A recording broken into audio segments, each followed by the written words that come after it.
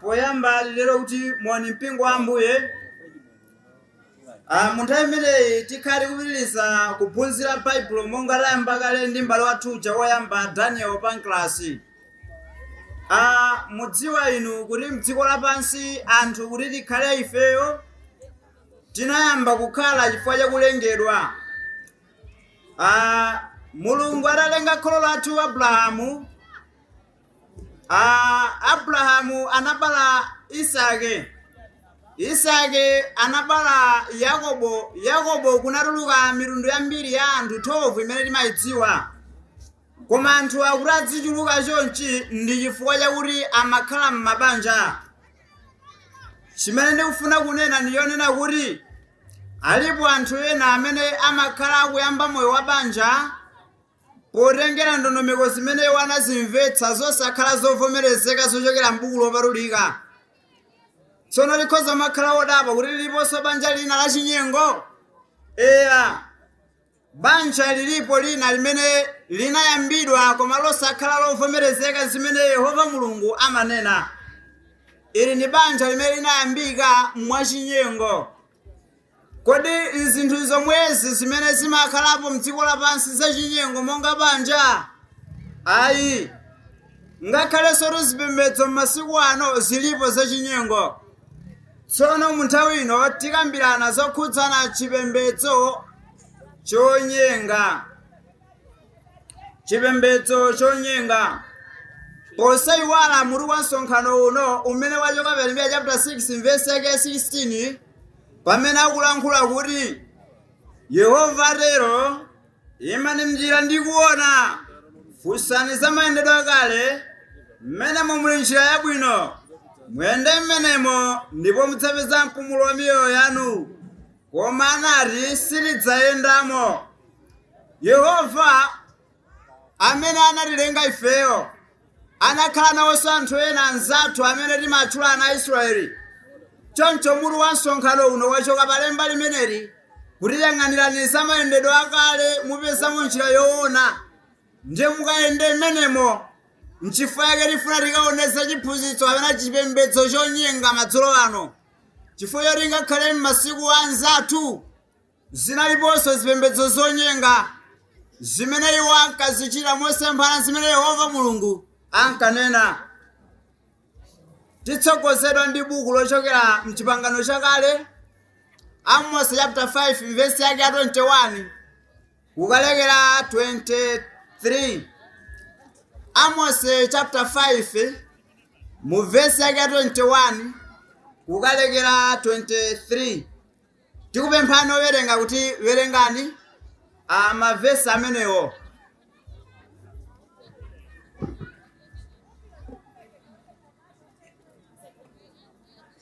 Amos chapter 5 verse la 21 mpaka na 23.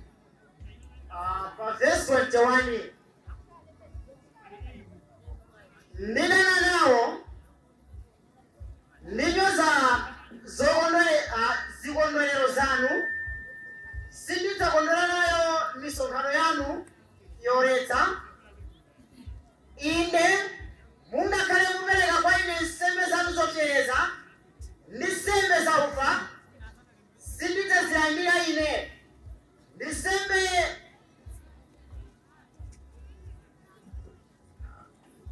also verse 22. Inde mungakhale mupereka kwa ine nsembe zanu zopsereza ndi nsembe zaufa, sindidzazilandira ine. Ndi nsembe yoyamika za ng'ombe zanu zonenepa, sindidzazisamalira ine. 23. Mundichotsere phokoso la nyimbo zanu, sindifuna kumva mayimbidwe a zisakasa zanu. Zikomo kwambiri. Uyu ndi Amos mneneri yemwe Yehova Mulungu anamusankha kuti akhale womutumikira iye. Choncho anapita ku mtundu umenewu. Ngakhale iye anali wochokera ku Yuda, koma anakatumikira ku Samariya kapena kuti ku Israeli.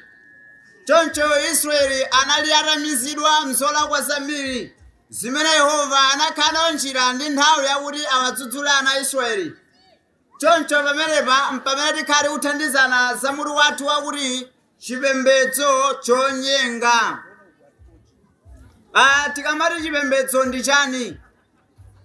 Mawu akuti chipembedzo atanthauza kumvera kapena kugonjera ndi ulemu wonse ku ulamuliro waukulu. Yehova ndiye wotilamulira wamkulu wa dziko lonse lapansi ngakhale kumwamba. Choncho iye ali nawo ulemerero umene ali nawonso ulamuliro. Amafuna zolengedwa zonse za dziko lapansi zigwadire iye. Monga analembera mu Afilipi 2 verse yake ya 5 and 9 kuti kotero Yesu Khristu anamkwezetsa iye nampatsa dzina loposa mayina wonse, kuti kotero mzakumwamba ngakhale za dziko lapansi kapena zakunsi kwa dziko lapansi zipinde mawondo kugwada pa dzina la Ambuye wathu Yesu Khristu, kuchitira Mulungu ulemu. Choncho chimenechi ndicho chipembedzo, kugwadira kumvera ndi ulemu wonse ku ulemerero ndi ulamuliro waukulu. Koma mawu amene akutifikitsa kusonga yathu amene akunena kuti chonyenga ndi chipembedzo chimene inde timamvera ulamuliro, inde timamvera aulemu, komabe amakhala anthu amene amantipusitsa. Timalondolera koma iwo amene amantipusitsa. Mchifake mu Yakobo chapter 1 verse yake 26 pali mawu amene Yakobo akuwalankhula bwino wotithandiza kumvetsa zokhudza chipembedzo chonyenga.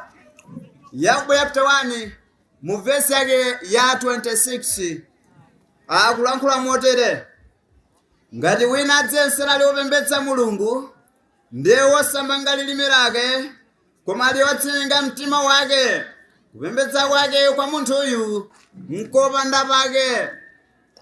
Yakobo akulankhula choncho kunena kuti munthu wina aliyense amene amadziyesa, amadziyerekezera kuti akupembedza Mulungu, pamene sakhoza kumanga lilime lake, sadziretsa, ndi akuti chipembedzo cha munthu ameneyu nchopanda pake. Chipembedzo chimenecho nchonyenga.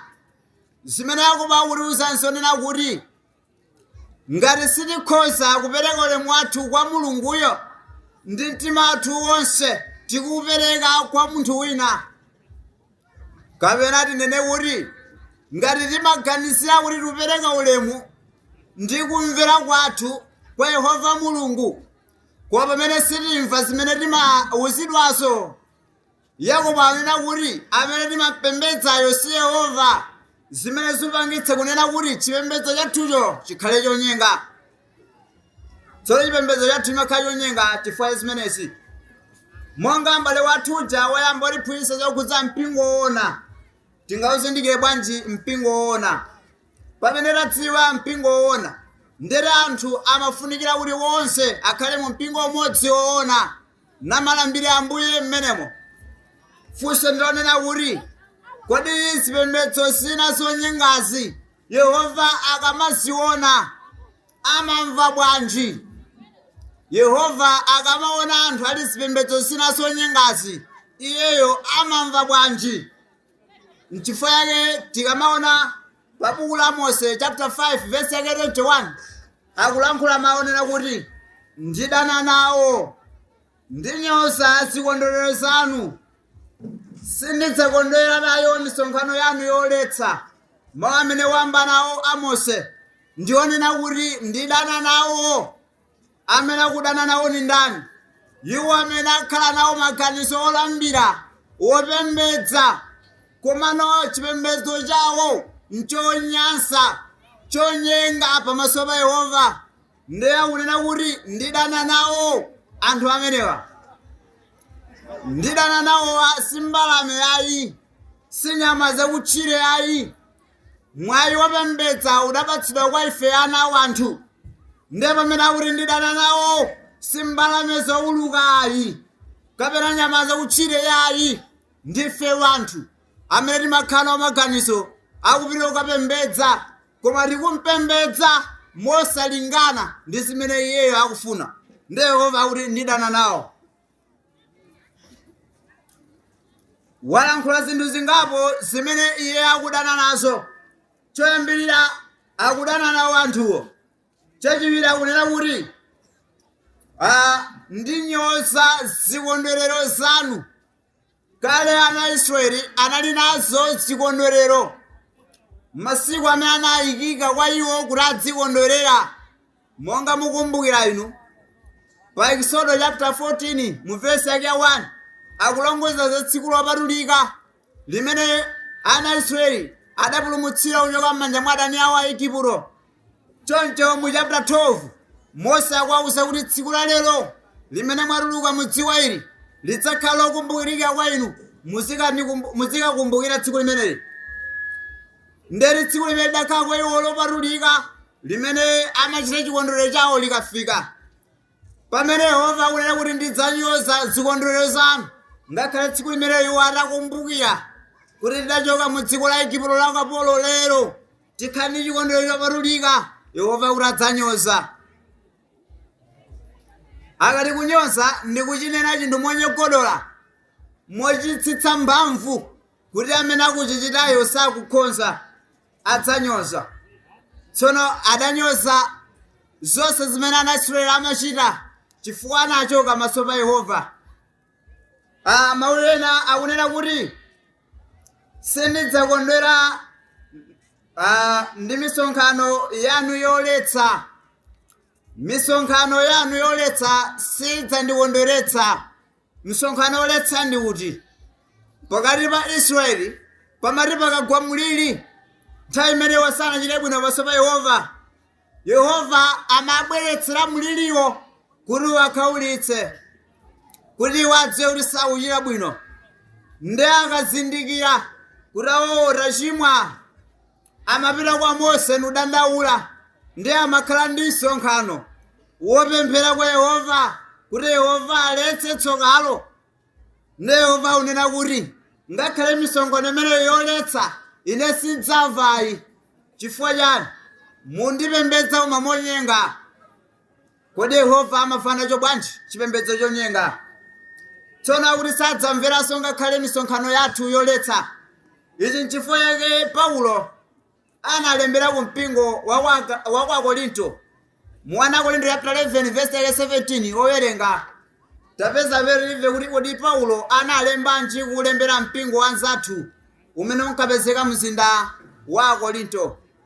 Akorinto oyamba chapter 11 verse 17. 1 Korinto 11 verse 17. Koma pakulalikira ichi sindinama inu popeza simusonkhanira chokoma koma choyipa. Zikoma kwambiri mutha kukhala pansi. Paulo pamene ankalemba mawu awa tikamaona kuchokera mu verse 17 kulekera verse 22 chapter cha 1 Korinto chapter 11 akukamba nkhani ya madyerero achikondi amene ankakhala pakati pa Khristu. Komano chimene chinkachitika kwa Korinto kunali kuonera kuti pamene adza nthawi ya madyerero amenewa munthu aliyense amatenga chakudya chake kupita nacho ku chalichi. Nde padali pokhozeka ndithu kuti azitero. Komano lamulo limati munthu wina aliyense adiyenda anzake, chifukwa chake chimatchedwa chakudya cha madyerero achikondi. Komano kachikhalidwe kena kadayambika ku Korinto kuti munthu amadya yekha, akayawerenga vinyo amamwa yekha. Nde Paulo akuwawuza kuyambira verse imene kuti pakuti mukasonkhana simusonkhanira chokoma, chifukwa chake sindingamikire chipembedzo chanucho, sindingamikire msonkhano umenewo. Nderi apa akuruza zonena kuti ngakhale chipangano chatsopano mpingo otero wonyengawo unayambika pamene Paulo amaudzudzula. Chakudya choti agawane adye wonse amadya munthu mmodzi, chifukwa mavesi otsatira akunena kuti kodi mufuna mwachititse manyazi amphawi eti? Kodi mulibe nyumba zokadyeramo chakudya? Inu mwaledzera, mwakhura, mwamwa zakukolani, koma anzanu ali ndi njala ndi ludzu. Nde mati chikondi chimenecho Paulo akukana chimenecho. Chimenecho si chikondi.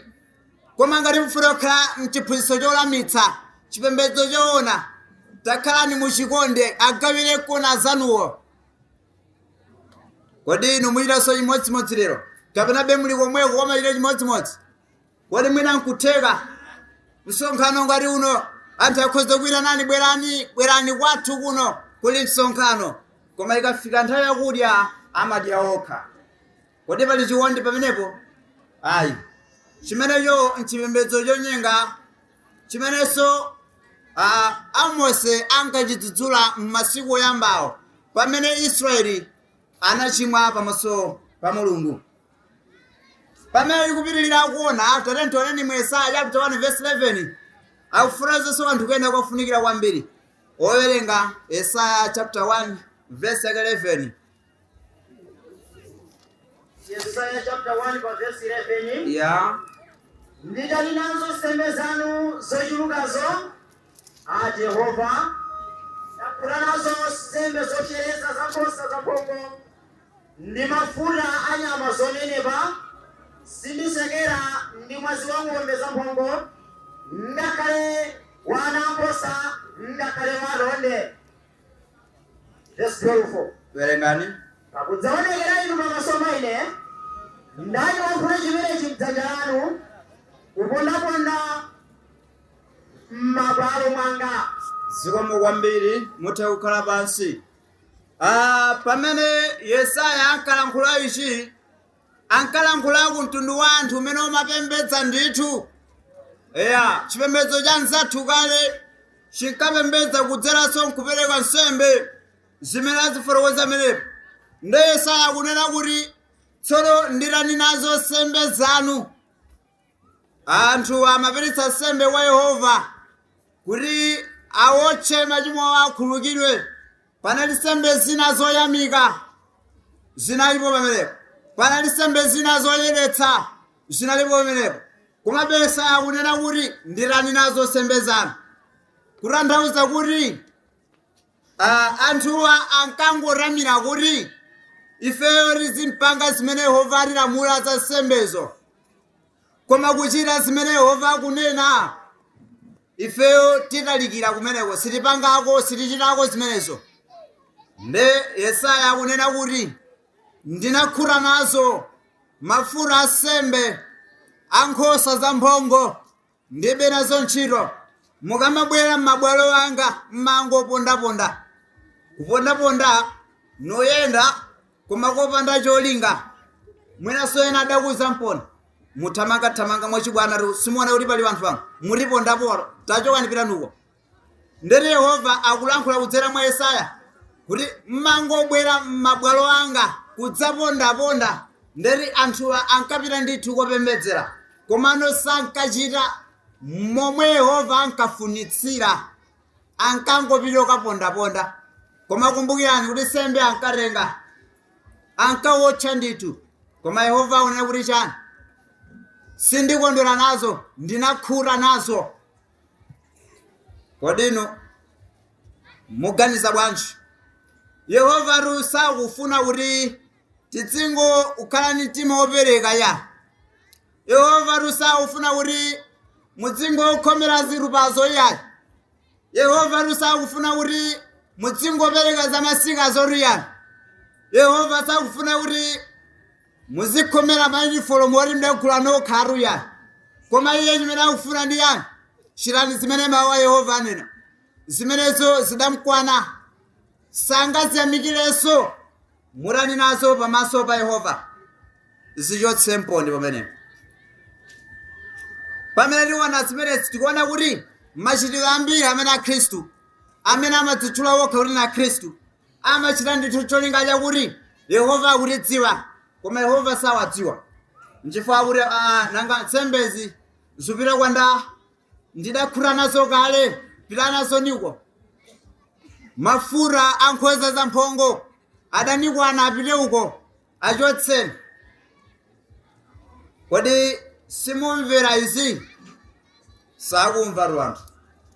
Aluchirabe zomwe zangodalira zimene buku lakale la chipangano chakale linkawalamulira kuti azichita. Tamaperekani chakhumi kuti mukhale anthu abwino. Pamene tikuchoka ufundo imeneyi, kodi Yehova amachiona bwanji chipembedzo chonyengachi? Tadziwa kuti Yehova amanyansidwa nacho. eni sibwino ife amene tingapezeke mchipembedzo chimene chonyenga kuti tipirire okhalamo koma kuchokamo ndi kukafika mchipembedzo cholondola. Funso lina ndilonena kuti anthu mwina mukhoza kukhala ndi mafunso onena kuti komatu ndimati ndikamamvera mmene amapemphereramo inu izi mukamba zinthu inu zosatheka izi munena izi musabodza inu mmene amayimbiramo akatayimbe kwaya inu izi mukamba apa mukucheza inu mmene amavaliramo inu akatatchene kwaya akatatchene inifomu za kwaya zachigwirizano inu mukungocheza izi. Kodi zonse zimene anthu achipembedzo chonyenga amachita Yehova amakondwera nazo zonsezo kapena pali zina zimene amataka ziona amati zibola mkundi? Mona bwanji lemba pamene Amosi akulankhula mu vesi yake ya 22 akulankhula momveka bwino akunena kuti chani? Mvesi ya 22 akunena kuti inde mungakhale mupereka kwa ine nsembe zanu zopsereza ndi nsembe za ufa sindidzazilandira ine, ndi nsembe zoyamika za ng'ombe zanu zonenepa sindidzazisamalira. Mawu akuti inde akuyankha funso. Maganizo athu tikamaona anthu aja mwina kutheka kuti kamodzi kokha kamene makaona kuti ayi koma ukatatchena anthu aja inu umatipambana kaya alese majekere ndithu. Kodi mutizipeza Yehova sayamika kapena akatapereke inu amapereka tuma 1000 moti sayamika inu akatayimbe inu amayimba bwino woti Yehova sayamika? Kodi zonse amachita anthu achipembedzo chonyenga Yehova amamva bwanji? Ndiye akuyankha kuti inde zonsezo zindinyasa ine sindidzazilandira ngakhale mutapereka nsembe zanu zing'ombe zonenepazo kwa ine koma sindidzazilandira ayi.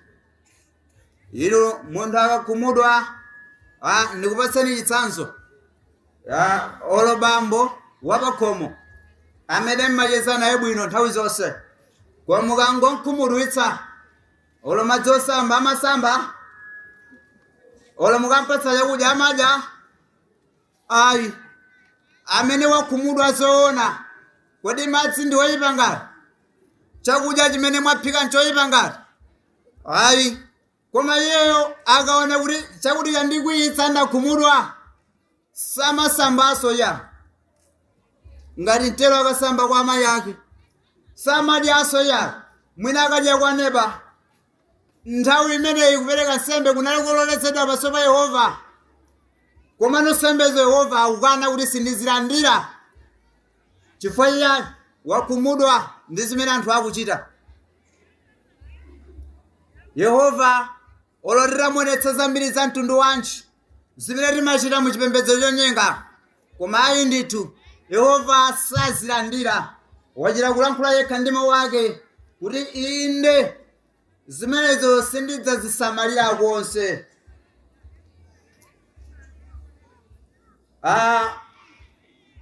Teni tipitirize phunziro lathu pakuwerenga Yeremiya 44 vesi yake 11 owerenga Yeremiya 44 mu vesi yake ya 11.